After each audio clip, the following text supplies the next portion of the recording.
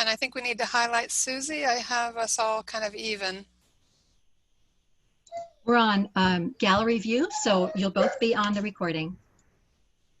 Oh, okay, because last night we just had the speaker featured and I was little. So we're doing it differently today? Okay. Yeah, I think we're good. You can go ahead. We're recording. All right, great. Welcome everybody to the Catholic Homeschool Conference. We are just delighted to have you with us. This is a great time for us all to be coming together, and today I am just delighted to be welcoming a really special guest, Susie Lloyd, who is a great writer and homeschooler, and I'm going to read her bio to introduce her to you so you know a little more about her. Susie Lloyd used to fear and loathe teenagers. Now they are her preferred variety of kid. She has 5 grown children and 2 teens still at home. She's a homeschool lifer of over 26 years. She sure doesn't look it. She is the founder of a co-op which her children and grandchildren attend. Sample her books and articles at her website, susielloyd.com. And that's Susie, SUSIELLOYD.com. We'll throw that in the chat as well. Her topic today is 10 things any parent can do to help teens grow up fantastic. Welcome, Susie. We're so happy to have you. Thank you. Thank you, Lisa. And you know, it's a tall order, so let me just start by saying that I did not invent these things. What I'm great at in life is seeing how people do things well and copying them. Okay, so these things come from years of observation, and believe me, I wish there could be more than 10. It's just that I can't keep you here all day, so I narrowed it down to 10 that I thought were important to bring out, and things that people might or might not really have thought of, or maybe they have, I don't know, but maybe I didn't think of them and it was a revelation to me, and that's how they ended up in this talk.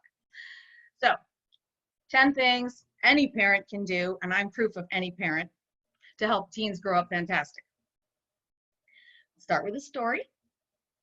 Once upon a time, when the Lloyd kids were all little enough to let me put them in homemade jumpers, I met some homeschool teenagers. And let me tell you, I was impressed. We're talking 26 years ago when my kids were very little. I met homeschool teenagers, and they weren't like any other teenagers I knew. They weren't like me when I was a teenager. They were open. They were like, they could converse with adults freely about anything and play with little kids. They weren't stuck in their peer group, like with only could be around people their own age. They weren't like all part of a herd that was like, oh wow, we're so original and unique, let's all wear the same clothes, you know? They really were original and unique. And I said to myself, oh yeah, I want that. That's what I want my kids to be like. And how do I get that?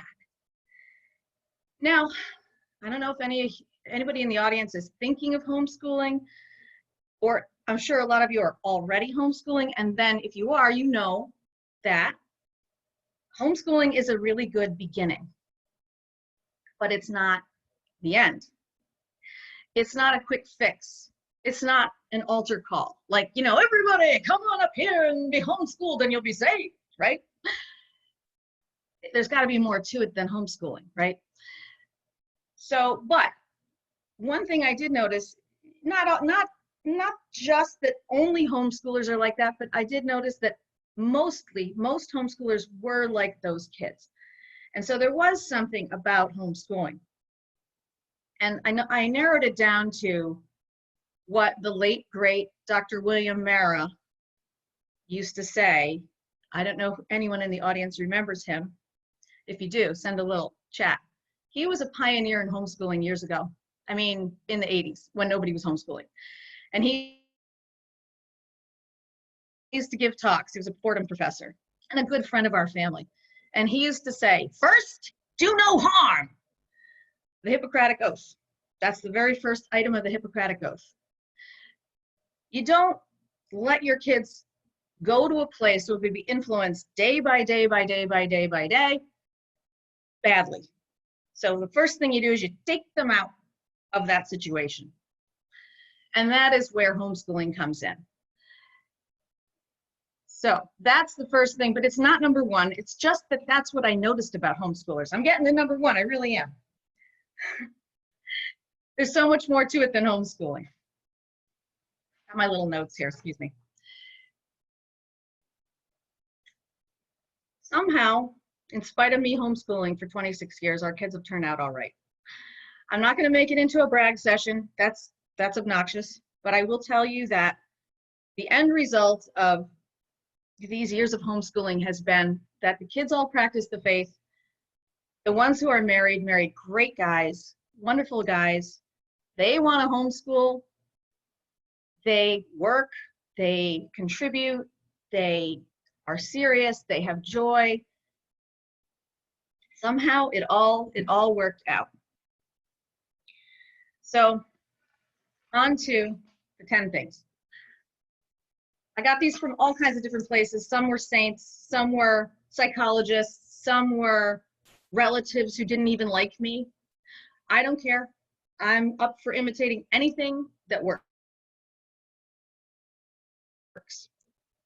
The very first thing is right ideas about God.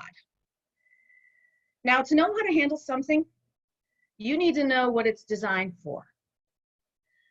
Well, your child is designed for union with a loving God. Teens specifically need to know this because that's when kids get complicated. They're not little anymore. Their bodies are changing, and with their bodies, their souls are changing. A lot of Catholic teens go through scruples.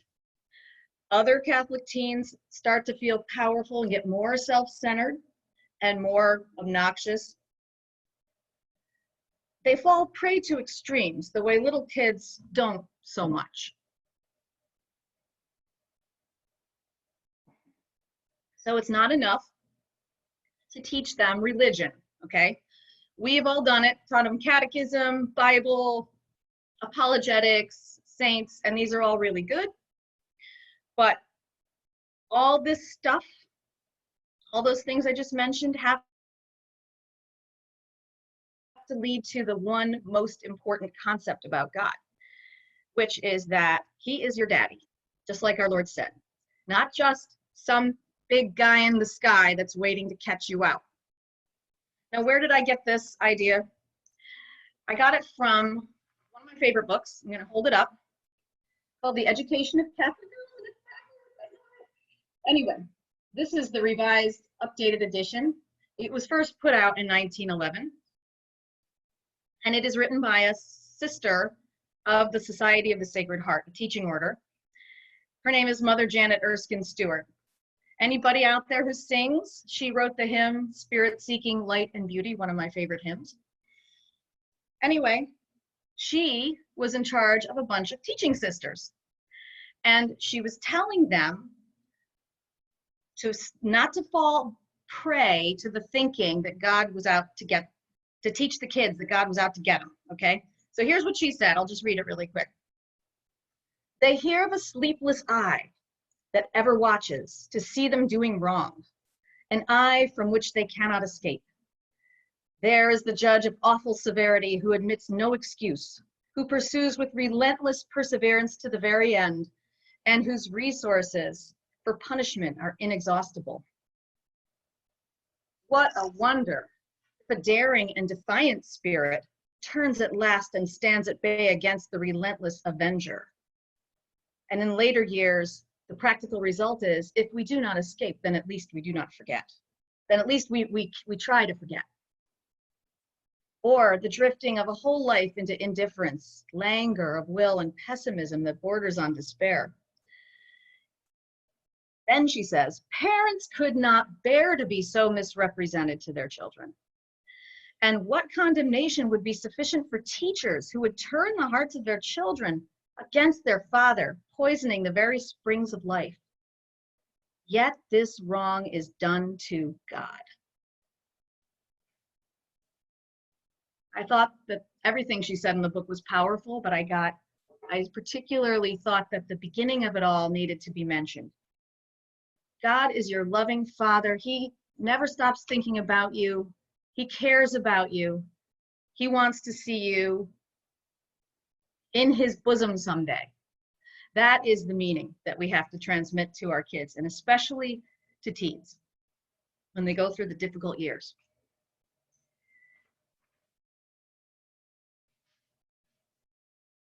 By the way, really quick thought. We don't live in a traditional society. We don't live in a Catholic society. And you know, we really haven't, like, for generations, because America is not a Catholic country and we don't have Catholic customs. So what you can do when you read a book like this from 1911 by a French sister who was the heiress of a great, long, intellectual, moral, cultural tradition, is you can see into the past and you can see into a truly Catholic society and say, that's what it looks like. And then you won't mistake the Puritan things that we have in our society for truly Catholic. You know what I mean? So that's just an aside. Now, number 2. Where did my paper go? Here it is. Yes. How to transmit the love of God for your children is by your own affection. In my book, Yes, God, I'm going to hold it up. It's backwards again. I interview a bunch of priests and sisters about how they were raised by their great parents to live in the world, but not of it. And in there, I tell a little story, which I've marked out, by a priest, an old priest from Italy that I used to know and love, who really helped me out of a tough situation with one of my teenagers. I was not getting along with that kid no matter what. And I didn't want to get near her because I thought if I get within range, I'm going to hit her, you know? So my way of handling her was to kind of just distance myself. Well, he set me straight.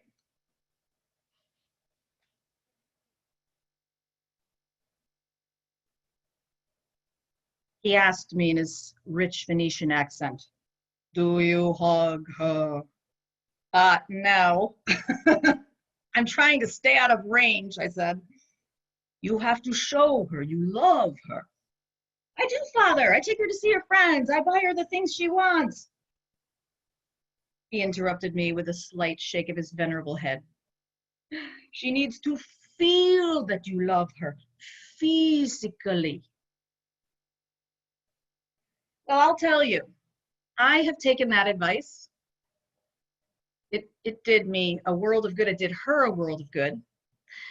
And I've given it to other people over the years at conferences, and they've told me the same thing. One lady goes like this. She goes, "Thank you, saintly Italian priest." It's so simple. You know what why this talk is called Any Parent Can Do It? Any parent can. It's really not like, you don't have to be anything. You don't have to be a saint. You don't have to be particularly intelligent. All you have to do is hug your kids, you know? And if you think about it, it only makes sense in the natural realm. Like, when your kids are born, you give them a cookie, or do you buy them a present? Do you clean their room? No. What's the first thing you do when they're born? You take them and you surround them. So simple. Now, in my work as a writer, I've had a lot of fun interviewing a lot of really cool people. And one of them was a clinical psychologist named Greg Bottero, who, backing up the common sense wisdom of this old Italian priest, said to me, I said to him, "What's the most common problem you see among your Catholic patients?" And he said, "Lack of love." He said, if only they could know how much God loved them, I would be out of a job. Somehow they just never learn that. And so even now, I pull my big kids onto my lap, and I'm talking big kids who are way taller than I am. And I, once in a while, when I get a chance, you know, I pull them onto my lap and, you know, and hug them, even now. And Of course, there are so many other things in this same department. You got to spend time with your kids. You've got to put down your phone and pay attention to them and things like that. Those are all, I would have put them in the talk as well if I only had another couple of hours, but I wanted to emphasize most the one about hugging. Now, number 3, and we homeschoolers, I don't know, some of us have a hard time with this. Be strong. We know we have to be strong, but let your kids see you as human. Let them know when you're weak. Now, I had a mom who was very, very stable, and thank God for it. My mom was amazing, but she was so stable that when she got cancer when I was 12 and had a mastectomy and had treatments and everything like this, I really didn't realize mom was weak. I was, really self-centered, let's just face it. Like, it was all about me when you coming home to cook dinner, yeah, and all that. But honestly, it's also because nobody sat me down to say, mom is suffering, mom is weak, mom needs your help, things like that.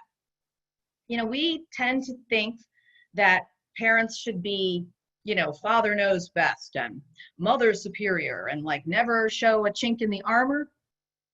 No, it's good for your teens to see you as a human being with who gets tired or who needs stuff, and they'll take a lot of the things, less personally if you can't talk to them at the moment or something like that. They'll understand that it's really not about them, because teenagers think that it's about them. They think everything's about them. So it's really important for them to see you and know that you're not a machine, and not a slave. And they'll sympathize. It's good for them to draw them out of themselves. Let them see you that way. Number 4 is hold yourself to the same standard that you expect. And what I mean is, specifically, if you do something wrong to your kids, apologize. Now, I'm not talking about if you do something they don't like. You're going to do a lot of that. I'm talking when you really do something wrong. Like, say you lash out and cuss at them or something. Apologize. Tell them you were wrong. Tell them that's not the way you should be talking to them. Show them that you expect them to do it. You expect them to repent of the things they've done wrong. Show them that you repent. Give them the chance to see a person, you repent and make reparation, and let them see forgiveness. That is the Christian life. The Christian life is not, oh, just never make a mistake. Never do a wrong thing. Never commit a sin. It's not. I wish, but it's not. That's why we have confession. That's why we have reparation. That's why we have penance. That's why we have forgiveness. And those lessons are so important for life. I don't know, you can think, I bet you know someone who never forgave someone. And then I bet you know someone who has, and who's, what it's like, resentment is drinking poison, right? And expecting the other person to die. Like that's what the lack of forgiveness is like. So you want your kids to be free of all those things that ruin people's lives, things they never get over. And you want to model that by showing them what it's like to apologize. And it will do so much for your relationship. I've got a dad. My dad is still living. He's 92. And I recall one of my earliest memories, maybe the earliest memory of my dad, is I was little, like 5. He lashed out at me. Now, I'm 5. I'm really short. He's really tall. And he lashed out. I forget why. And he never did. So it really scared me and freaked me out. And I burst into tears. I still can see him. He turned around. He squatted down to my level. I always cry when I tell this part. And he said, "I'm sorry, sweetheart."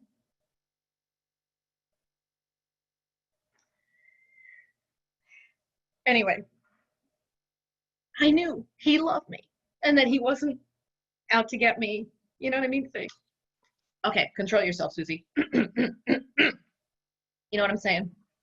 So that one goes to my dad. Now, where are we at? These pieces of paper. I feel like Mother Angelica. Where are we? Where are we in the stock? I don't know. Ah, Mother Angelica. He's my friend. Number 5. Your teens need your active guidance. Okay? When my kids were little, I brought them to swimming lessons.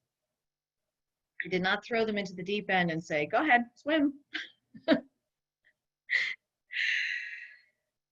Now that they're older, I do the same thing with life in general. Now, think about it for a second. Teenagers look so competent, right? They're tall, they've got all these opinions, and they act like they know everything, and you don't, and you can think, well, we'll go out there and do it then, kid. But honestly, they really don't know what they're doing. Like, a lot of times they really don't, and they need you to show them what to do. And so some kids, for example, they want to like go and stay home, and they just never want to do anything. Like, they kind of freak out about being adults, and so their response is to kind of try to make childhood last as long as possible. And then it's your job to push them out of the nest, right? Actively guiding them as you push them out. Other kids are rash and they want to charge full steam ahead. I got both kinds of kids, by the way, and then some in between. It's just 7 kids, you just get all kinds. And you're constantly having to learn how to deal with this kid as opposed to the one right before her or him. Anyway, some kids are just rash, and, if you've got to rein them in a little, and they really need your active guidance, okay?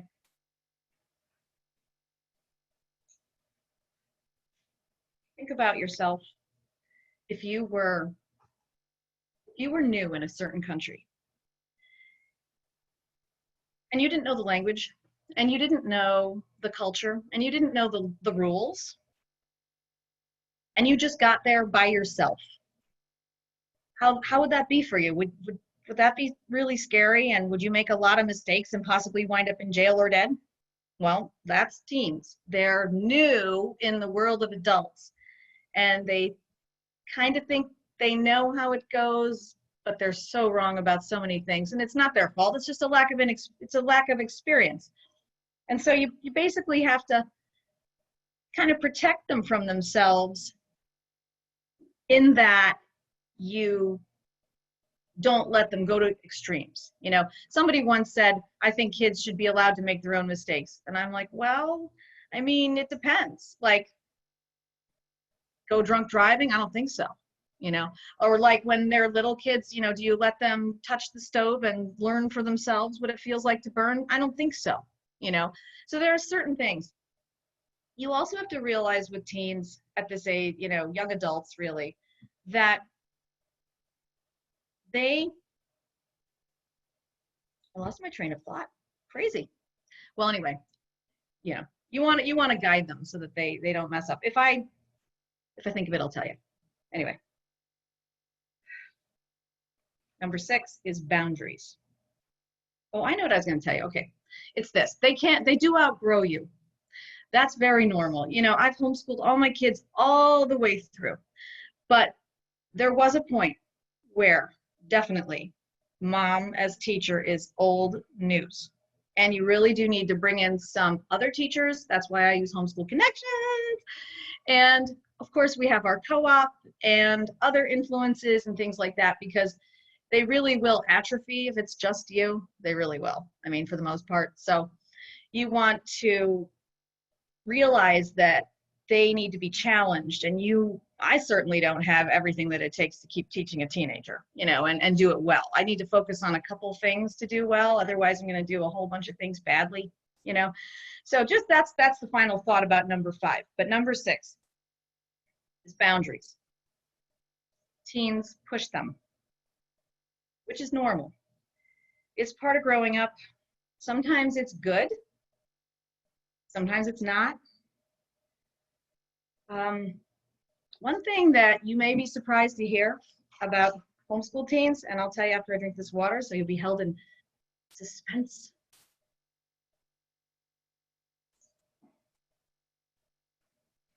They can be really spoiled. It's a fact. It really is. And here's why. You take them out of a situation where they're dealing with, let's say, the hostile world. They're not in being persecuted for their faith. They don't have bullies. They're having a great life. Their friends are really nice to them. Their family loves them. They get to do all these cool things, like they get to pursue their talents, and they get all kinds of personalized attention. They go on really neat trips, and they have a lot of fun. So they can get really entitled because they're like other kids, just like other kids. They're kind of clueless as to where all this stuff came from. You know, they don't realize that mom and dad are sweating night and day to give it to them, or, you know, so they can get pretty entitled. And then it's time to introduce a little self-denial. And that comes when they push the boundaries.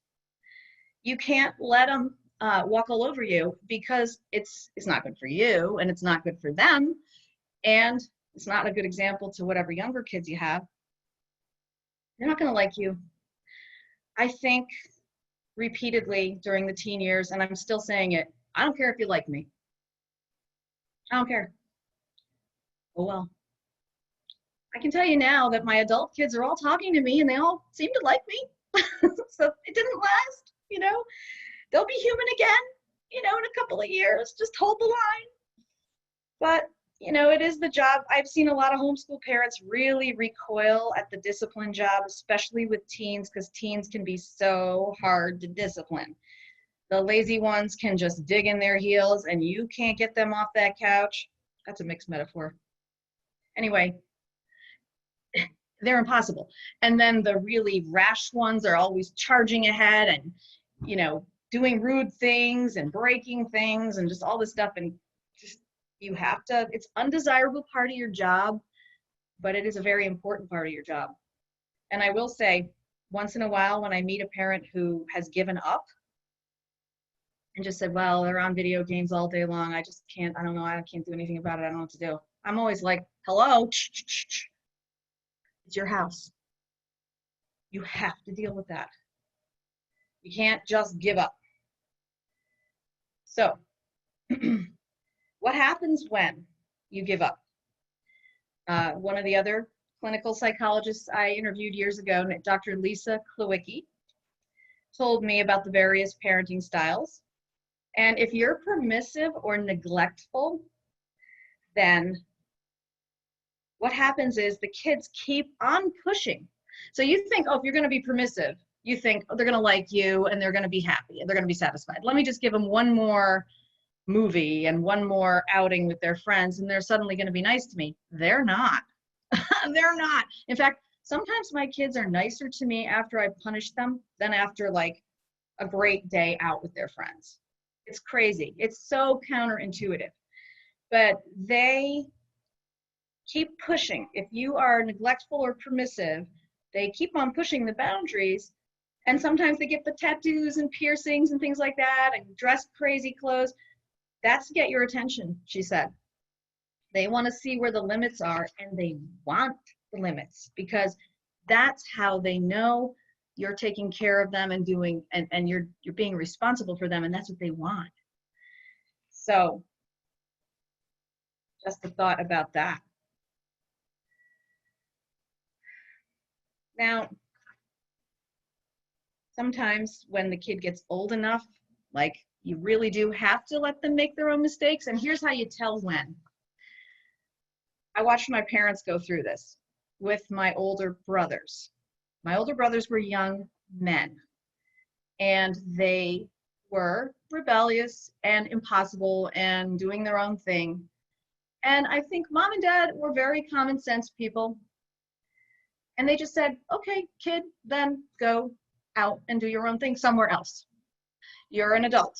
Go, you're not going to stay here and poison the household or lead the younger kids astray, and we're not going to feed you if you know everything. You know, it's like the old saying, you know, why don't you go out and get your own apartment and get a job while you still know everything?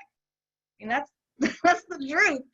And you know what happened to my brothers and my older siblings? They all turned around, all of them.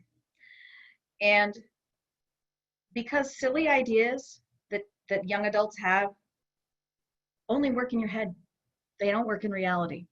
So then it's time when to let someone test their ideas sometimes. Anyway, which leads me to number 7, a well-formed conscience. This starts when they're little, of course, with the virtue of obedience. Saint Zélie Martin, from The Little Flower's mom, wrote about how you should never give up a command that doesn't make sense.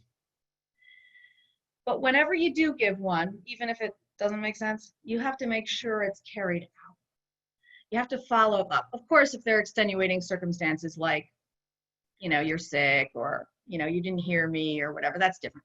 But generally speaking, you say, go pick up your clothes or something, and they don't. You've got to make them do it. And you can't do it for them, okay? But the ideal is that when they're teens, you don't have to do these things. So we hope. So we've read, right? They'll soon be adults. They're not going to be with you anymore, obeying you. The goal is to not give commands. Some parents are still, I can't even believe it. Sometimes I see parents really still trying to control adult children, and they miss the memo that ship sailed. The goal is for the kids to grow up and obey God, not to obey you. So, not that they shouldn't listen to you or anything, but you're training them to have a well-formed conscience of their own that's going to be with them always. You won't always be with them, but their well-formed conscience will always be with them. Okay? So you have to train kids in trust by being trustworthy yourself. So for example, I don't read my kids' email. I don't spy on them. The exception is when I know there may be some danger, okay? Or they may have done something wrong, and then we're gonna look at the thing together. But I don't treat them like they don't deserve trust right off the bat, because I want there to be trust between us and communication. It's not that they'll never do anything wrong. In fact, they will when I'm not looking, they will. It's that what you want is for them to repent of the wrong they've done. It's not that they'll never make a mistake. They will. It's that you train them to get past it, right? So you're not going to have, nobody's going to be perfect, but a well-formed conscience is a virtue that takes a long time to make, and it goes through lots of, ups and downs along the way. And it's really funny because when you get older kids, when you get teenagers and you have little kids at home, the teenagers start to tell you how to do your job. That's my favorite part. So I remember years ago when our son was a baby, and he's the youngest of the family, and he'd be in the high chair, and he used to rock the high chair. He'd be like, rock, rock, rock, he'd like shake the high chair, and like he'd get it to go around the room. And I remember one of my teens going, "You never let us get away with that." I'm like, how do you know? You were 1 year old, But kids are just funny that way. They know everything. They know how to do your job. It's kind of cute in a way. I mean, it's a funny story to this day. And another thing that kid used to say to me was, why am I not? She would be like chasing the kid down to discipline him, right? If he did something, like she'd be like chasing him through the house, and I'm going to get you, when he was 3 or 4 years old, he did something. And then she'd look at me like, well, aren't you going to do anything about it? I'm like, why should I? You're handling it. So I love teens. As it said in my bio, teens are my favorite variety of kid. And at our co-op, I love to teach the teens. Homeschool teens are just a joy to teach. They're so interested in everything. They're just waiting to know things, and they're not burned out. And usually they're very respectful. And even if they're not, you can get it across to them that they should be. So teens are just a wonderful age. You know, the age that I used to fear and loathe is now like my favorite age. But there's another factor you need to remember with teens. And this one comes from my relative who never liked me. Wouldn't want to share the weather with me if he could help it, I always say. But he likes me now. But anyway, back then he didn't. But I don't care. I saw that he was succeeding with his son, and I was like, I'm doing it. Not a homeschooler, by the way. Anyway, what he was doing right was keeping his son busy. Busy with something he was good at and loved. So that's number 8, keep them busy. Because when they're busy doing something they love and are good at, they're not doing petty nonsense, things that are bad for them. They're not getting into trouble, okay? They're not wasting their time. I always try to tell my kids how important the gift of time is, especially in the spiritual realm. God gave us many things. He gave us time. And we can recreate, we can have fun, but time is a gift. And it's meant to be used to develop, especially when you're a child, all your talents and things like that. And so it's really a command. You're not supposed to bury anything in the ground. You're supposed to magnify your talents and serve God and serve the kingdom and serve others. And you're called to do that. And young adults have tons of passion. So they should be engaged. That's down. I'm getting ahead of myself. But anyway, back to doing stuff. So we've done that with our kids, basically. They've, with my relative, it was sports, but with our kids, it's stuff like drama and music. We've done a ton of that. And it's so cool because that's where their gifts are. And they have gotten so much out of cultivating those gifts. It really makes them, those teenagers I saw back at the beginning of this talk I was talking about, those open, unique, creative teenagers, that's a key thing, is to give them the opportunities. And homeschoolers are pretty good about that. They usually do make time for those things. And the kind of cool thing about homeschooling is that you're with your kids, so you can see what they're good at, you can see where their interests are. And so those things, you don't want to get frenetic. I'm not saying like, let's do everything, under the sun, and then you're frenetic and then you have no time, especially if you have younger kids. You got to make choices, this, not that. But over the long term, to be able to cultivate certain talent is really, really important, for a young adult. And I remember myself at that age, really just, I had a lot of idle time. And that's when you get cranky. That's when you get discontent. That's when you get that entitlement feeling I was talking about before. But if you have a gift, a talent, something that's your very own, then that's what you put your energy into, instead of feeling like, why me? How come I don't have, whatever the other kids have? I don't know. Anyway, I've met parents, some homeschooling parents who, don't really see it that way. They really think that, you're just going to live on your little island house and never see anybody and never do anything. And I don't recommend it. I think kids need to go out of themselves and to cultivate their talents. So those are the cool kids. A lot of kids are trying to be cool, but the really cool kids are the kids who have something of their very own. Number 9 is kind of related to that. Get them earning money ASAP. So in PA, the legal age to work is 14.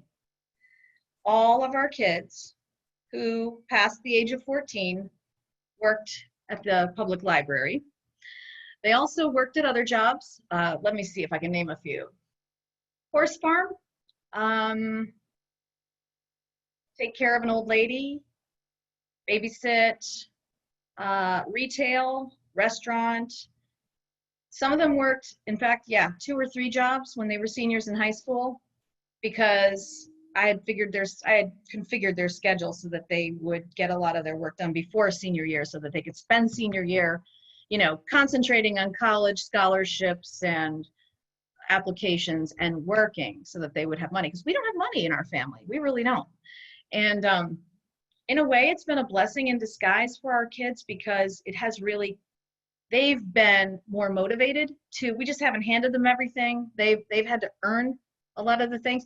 And I will tell you a cool fact about all of our kids. They've all gone to Europe in high school, all the ones that are old enough to, and paid for it themselves. We have friends who live there, I won't lie, you know, it's not like, yeah, and they've stayed a month with these friends, but they've paid their air, their transportation, some of the things that they've gotten while they're there, they've paid those things. And it's been something for them to go for. It's a goal. And they've also all paid their way through college with scholarships and with jobs, and we've helped them a little, but not a whole lot, as best we can. But, and you know what happens when they get to college, having worked so hard to get themselves there? They don't squander it by partying. They don't. It's important to them. They've paid for it. They take it seriously. They have fun. They have a great time. Our kids have all gone to Thomas More College of Liberal Arts in New Hampshire. Can't recommend it highly enough. It's a wonderful place. And they do make it affordable for you, but it's still college. It still takes a lot to go to college. And our kids have all taken it seriously and really gotten a lot out of it. And I think a lot of it has to do with the work ethic that they've had since they were young. So get them earning money young. And I also noticed with our kids, so 14 is about the age where a kid gets really, especially girls, you know, I mean, I only have one boy and he's only 13, so I can't say yet, but the girls get a certain way when they're 14, right? And what really helped to dial back the entitlement feeling was the job. You know, because so many things come with having a job. Like you have to go to work when you don't want to, for example. And if, you know, the boss, if you want to call in, you have to call the boss yourself and explain. These are all adult life skills that we should be training our kids to have. And weirdly, a lot of kids don't. I mean, 100 years ago, all the kids had these things practically, but they don't now. And it's weird that you have to just make up the deficit, but you do. They just don't know how to have these skills unless you're there, like I said, actively guiding them through it. Now, one particular weekend I was away, and my one daughter, I came back and I said, well, did you go to work on Saturday? This was the library job. She goes, no, I didn't go in. I said, well, why not? She goes, I had nothing to wear. So sometimes teens don't call in sick, but they do call in naked. Anyway, the last one, number 10, is outreach. Cultivate a missionary spirit in your kids.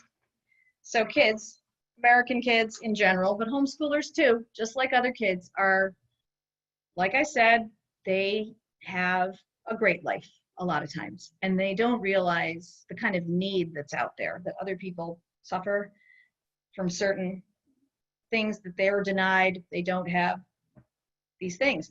And so they live this charmed life. They should give. They should be taught to give, okay? I got this one from my friend Kim, who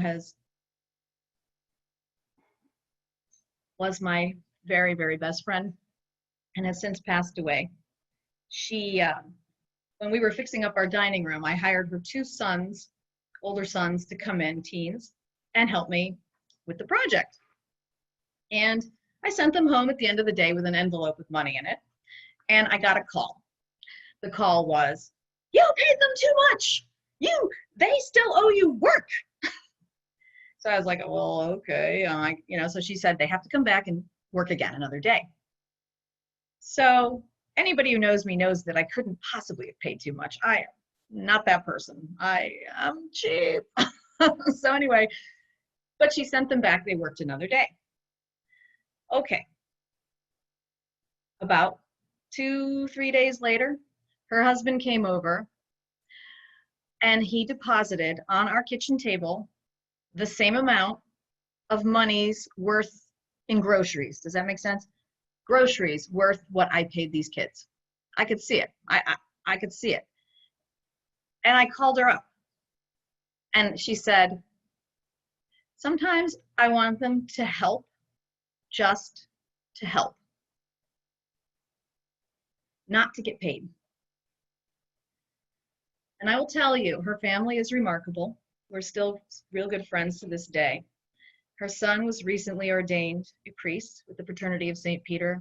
In fact, just 3 weeks ago. You really see a missionary spirit in their family. And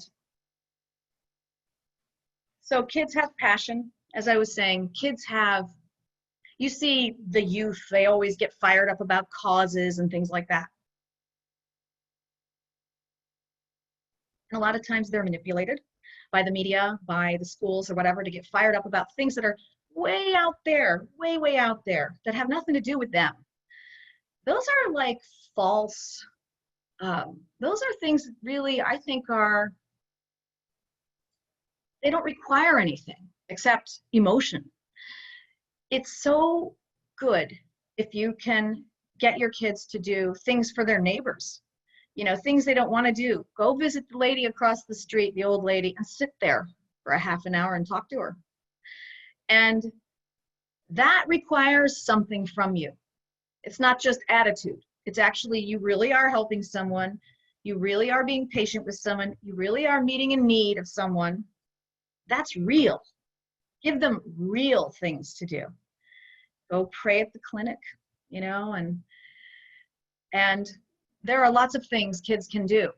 So that's very, very, very important. And that the main thing is to keep it real. Now last, I know I said there were 10, but I have to throw this one in, not as a bonus, but because it really should go without saying, but maybe it doesn't. So I'll say it. Pray. Pray with your children every day. Pray for your children every day, especially now when things are getting even more nutty and terrible out there. I sometimes read the kids' saint books, and the past times look something like the times we live in now, where the society is really hostile to our faith, to God, to everything good. And you really should be upping your prayers. Like if you say 1 rosary, say 2, just don't stop. Don't stop. Because like I said, I'm a poor, miserable sinner, and I know God is good. He answers prayers. He wants your children to be saved. He wants it. It's his will. So pray for that. I have seen miracles in my own life, with my own family, with friends, definitely wrought through prayer and nothing else. No human invention. In fact, all we do as humans is cooperate with what our Lord wants us to do. And praying is number 1. It should be number 1. I made it number 11. I made it last so it would be memorable, but it's really number 1. And it's number 2, 3, 4, 5, etc. I can't stress enough how important it is to do and to make it the center of your life. Be greedy for it. Be greedy for all the spiritual things. And pray for your children and yourselves, because you're weak, You're just a fragile human being, and so are they, and God can do it. God can make them into the open and free, fabulous, amazing teens that He has designed them to be. Now, if you have any questions, I'll do my best. I'm not able to bring myself back on video, Susie, but I will assist with the Q&A here. We've got the pod up. We've got a number of comments and questions. We have about 9 minutes left to the session, so let's roll through as quickly as we can. And first of all is this comment with a question at the end. Not always do things turn out okay with your homeschooling kids. Homeschooling is not a guarantee our kids will turn out well and remain Catholic and strong leaders in their family and world. Someone's inviting me to come on video. Excuse me 1 second. I'm almost done here. Oh, absolutely. She's saying you've been blessed, praise God, but any tips for those who are struggling with young adults who have turned on their faith and morals? And did you run into any similar struggles? Well, I agree with you 100%, and I did say that at the beginning of the talk. It's definitely not a guarantee, and there is a big what if. I can say what I said at the end. The only tip I have, and I'll tell you, my sister was out of the church for 20 years, and we began years in. We used to talk and discuss and argue and agree to disagree and all that stuff, but finally I said to the kids, we are not praying for my family enough, and every day we're going to put the memorare on the end of our rosary, specifically for our fallen aways. So we did this for 10 years, and my sister started sending me messages. Do you have any Bishop Sheen? Do you have a New Testament? Do you have a prayer book? I'm like, yes, I do. And I mail all these things. And she knows I'm telling this story. It's okay. So I'm holding my breath, trying not to say anything, like to blow it, like try to, scare her away and like just not saying a word. Well, one day she told me she was praying for her ex. Okay, this was a lot about the ex, the reason why she was away in the first place. And she said, I'm praying for him every day. I'm praying the memorare. And I was like, that's it. That's it. That's the only tip I have, because God wants their salvation, and He wants you to ask for it, and He wants you to be relentless. Amen. Beautiful. And for those of you raising your hands, please use the chat pod, the Q&A pod. Okay. Can I say something really quick? I forgot to say, because pretend, we're at a conference and you want to go to my table. Of course, I don't have a table, but you can go to my website. And for just today, I have my books there on sale, and I'll sign them and mail them out to you, but only for today. So pretend it's like a table that's open for a day, and that's all. It's SusieLloyd.com. Okay, thank you so much. Shipping. Oh, that's awesome. Okay, yeah. All right. So the next one is what happens, you were talking about being vulnerable to your kids, showing them that you're human, and the question is, what happens when your kids don't know how to handle seeing you sad? Well, I guess that would depend. What do you mean don't know how to handle? I mean, you can't walk around sad for days. That's not good for the kids. But you're allowed to get sad. Usually my kids come running over and hug me if I'm sad. Like if they saw me do that thing where I cry about my dad, they'd come running over.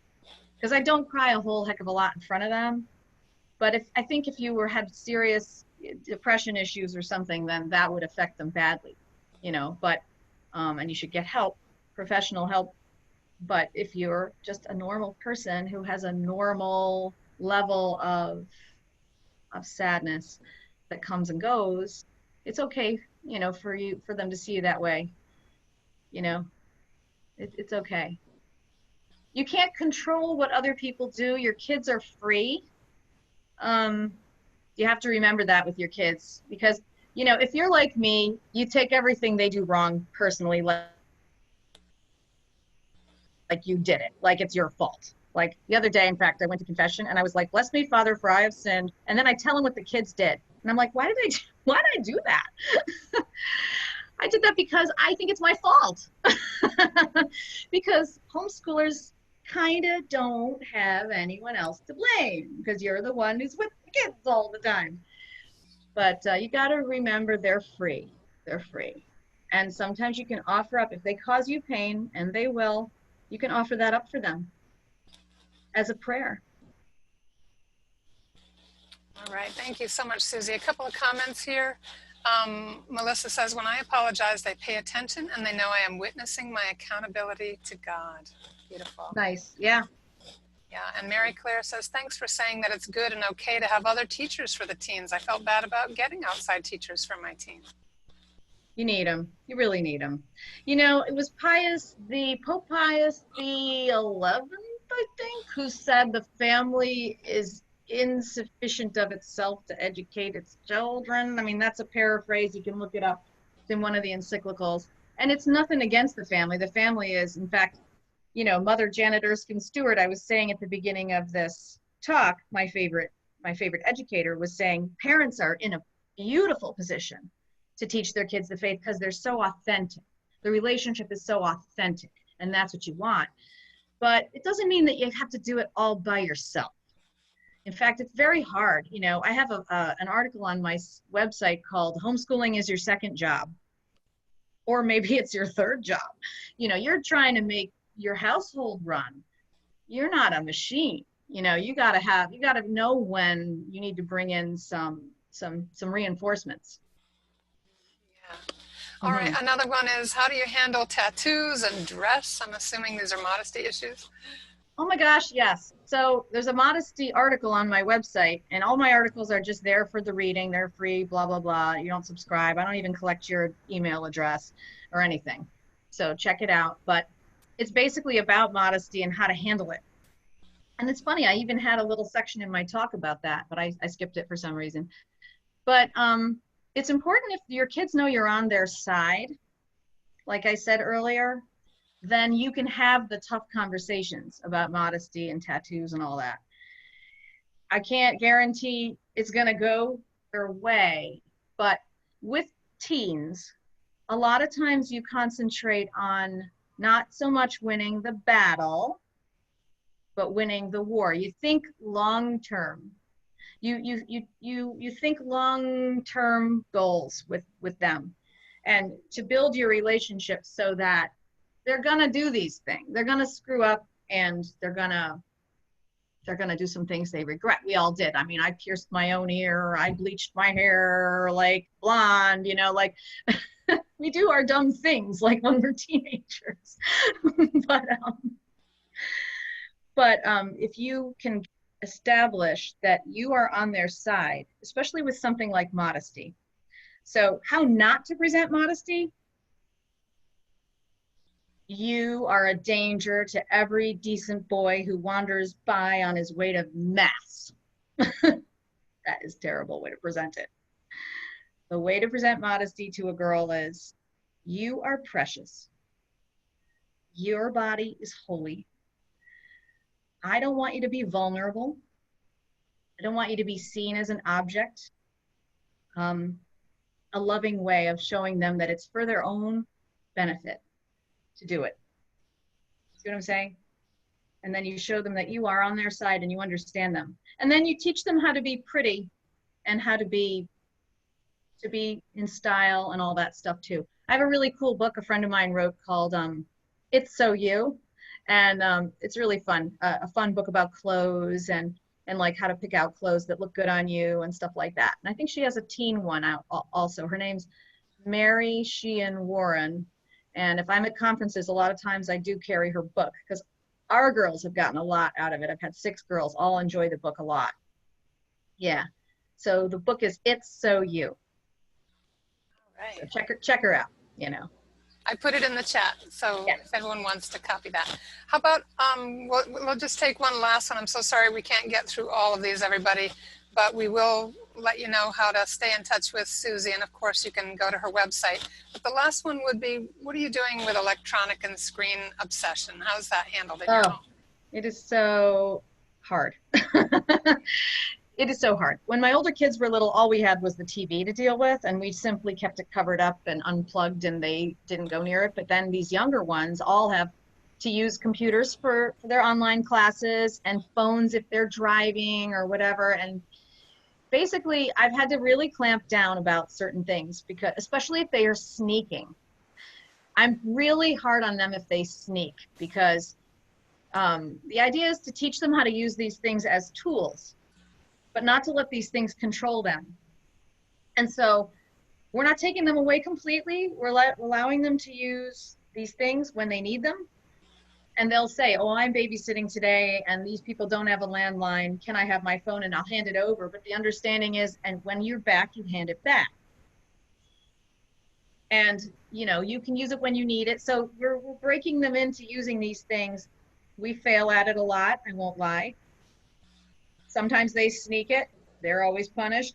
Usually I fine them because that seems to resonate with them. People do things differently. Yeah, definitely don't shy away from controlling the screens just because it's hard. Do it. Just stick with it, and it will work out. I've met people who are like, oh, they've given up. I can't, you know, I can't. You know, it's like, yes, you can, and you got it. So just keep it up, and don't let the setbacks stop you from staying with it. So. All right, thank you so much, Susie. If you have any time to stop by the Facebook Lounge, people can ask questions there. Also, they can follow up with you because we're going to start getting ready for the next All right. So please do go to the Catholic Homeschool Conference Lounge, everybody. You have a link to that in your login to the conference. And also our next talk at 12 o'clock Eastern is Mary Ellen Barrett. So much fun, how to homeschool and stay sane. Another fun talk. Susie, we can't thank you enough. That was so great. Well, thank you. I appreciate it. I wish I could say 10 more things, but there's only so much time. And love you guys. Thanks a lot. Bye, everybody. God bless. Thank you so much. Bye, everybody.